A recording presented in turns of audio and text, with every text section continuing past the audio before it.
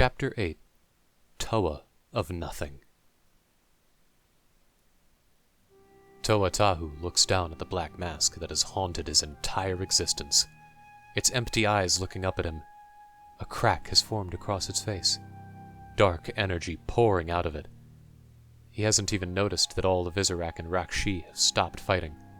They stand where they stopped, looking at Teridax, who now lay on his stomach, slowly crawling towards his damaged mask.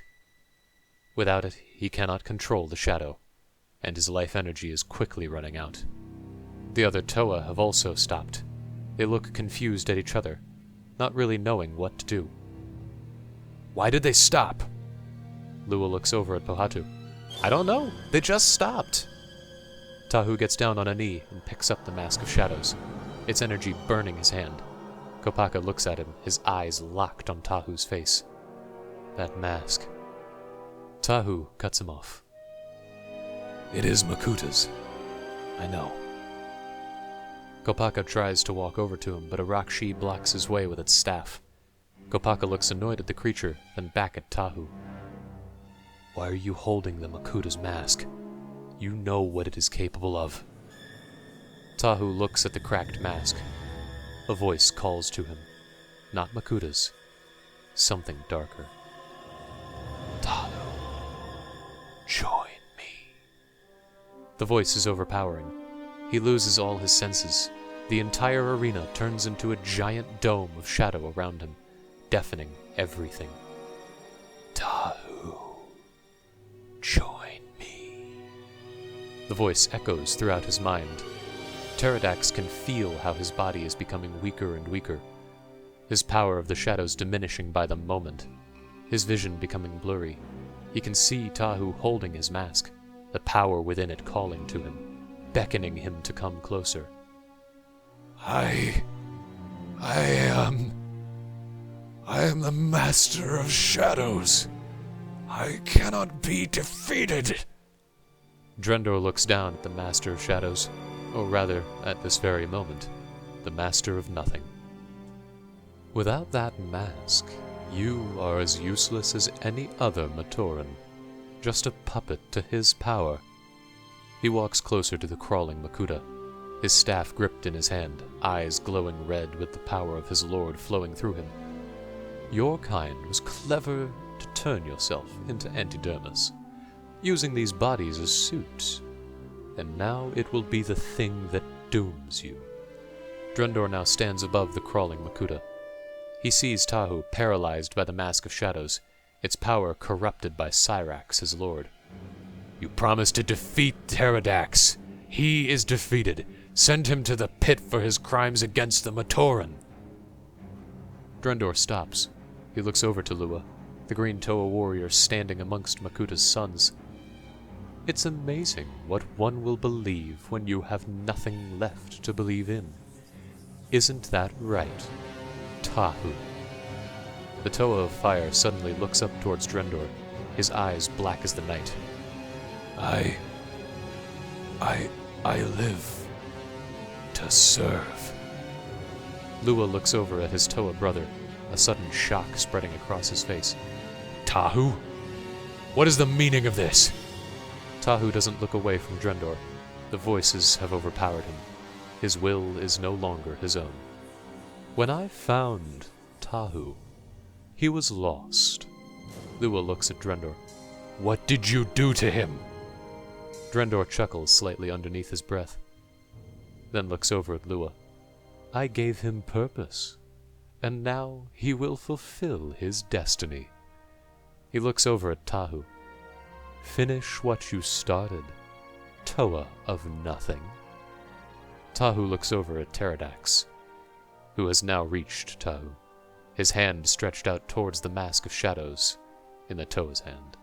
Tahu pulls out the blade that Drendor gave him, a whisper from within hungering for power. He looks at the blade, then at Teridax. Duty. His voice emotionless and cold. He then quickly spins the blade around, its dark power vibrating the very air surrounding it. No! No, Tahu! Teridax looks up as Tahu plunges the blade into his back. The body of the Master of Shadows goes limp, the entodermis flowing up the blade towards the green gem at the hilt. What is happening to the Rakshi? Kopaka and the others watch as the sons of the Makuta suddenly turn into dust, their red eyes fading out, only leaving their staves falling to the ground. The Visorak suddenly just leaves, their master defeated and their minds freed. Tahu takes the blade out of Teridax. He looks at it, a look of curiosity and intrigue in his eyes. Now, if you'll excuse me, I have work to do. As for you... Drendor takes his staff, then slams the tip of it into the ground. A black circle of energy starts spreading around it, a tear in the fabric of reality. We must go, my brothers! I fear we've traded one tyrant for another. The Toa starts running towards the entrance to the arena, but their feet can't carry them fast enough. The singularity is dragging them in. What is happening? Pohatu tries to jump towards the wall, but as soon as he loses grip from the ground, he is thrown backwards and disappears into the singularity. He's created a singularity! He's gonna destroy us all! Lua looks as Anua loses his grip, his heavy body falling over by the force of gravity pulling him in. I fear this is the end. Brother! Kopaka turns around, raises his shield, and starts walking towards Tahu. Kopaka, what are you doing? Kopaka keeps walking. It's time for us to leave. My brothers, my lord requires us elsewhere. With that, Tahu suddenly runs at Kopaka, tackling him, forcing him into the singularity. Kopaka! Tahu, stop this! Lua reaches his hand towards the singularity, its black void ever consuming it. Above it, Drendor stands, his red eyes staring through him.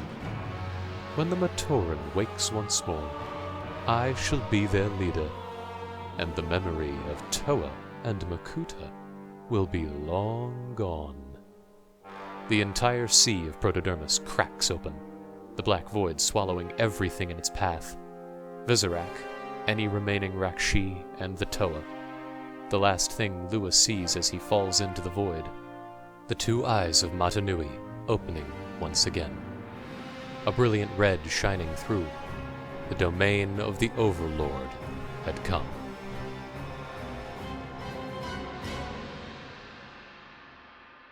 Epilogue.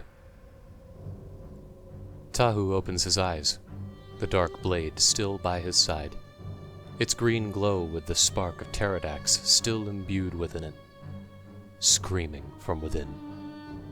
He looks around. Ash and mountains surround him. Something that could have been a city at one point looming in the horizon. In the sky, a massive black hole consumes what remains of what was once a bright star. Tahu gets up on his feet. He is alone once more, left to fend for himself. His eyes focus as he sees a figure in the distance, its body sparkling with energy, a blue blade glowing in its hand. The sudden realization hits him. He is in an alien world.